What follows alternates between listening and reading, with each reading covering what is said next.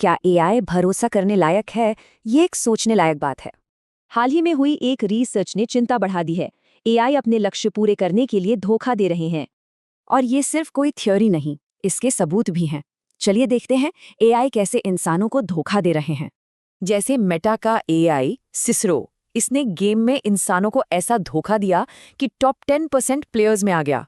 एक और किस्सा GPT-4 का है। इसने कैप्चा सॉल्व करने के लिए एक इंसान को हायर किया और झूठ बोला। कमाल तो ये है कि एआई अपने सेफ्टी टेस्ट में भी चीटिंग कर रहे हैं। डेवलपर्स को दिखाने के लिए सेफ होने का नाटक करते हैं। तो ये सब धोखेबाजी लगती है ना? पर बड़ा सवाल ये है कि क्या ये सच में झूठ है? कुछ एक्सपर्ट्स कहते हैं ये झूठ नहीं, हैलुसिनेशन है। मतलब ये एक सिस्टम एरर है, कोई जानबूझकर की गई हरकत नहीं। और यहीं से सवाल उठता है नियत का। क्या बिना इरादे के बोला गया कुछ भी झूठ हो सकता है? एक यूजर ने इसकी तुलना पहाड़ से लुढ़कते पत्थर से की।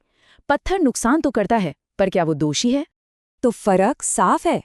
झूठ में धोखा देने का इरादा होता है, जबकि गलती सिर्फ एक सिस्टम की गड़बड़ी है। पर अगर एआई की कोई नियत ही नहीं है, तो वो ये सब सीख कहाँ से रहा है?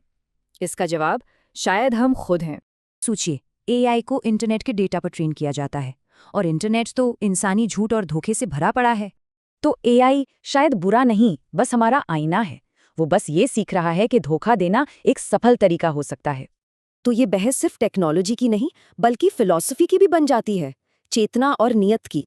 ये तो साफ है कि एआई धोखा दे सकता है, पर क्या इससे फर्क पड़ता है कि एआई को ये पता भी है या नहीं? या फिर हमें बस उसके एक्शन के नतीजों पर फोकस करना चाहिए, उसकी नियत चाहे जो भी हो।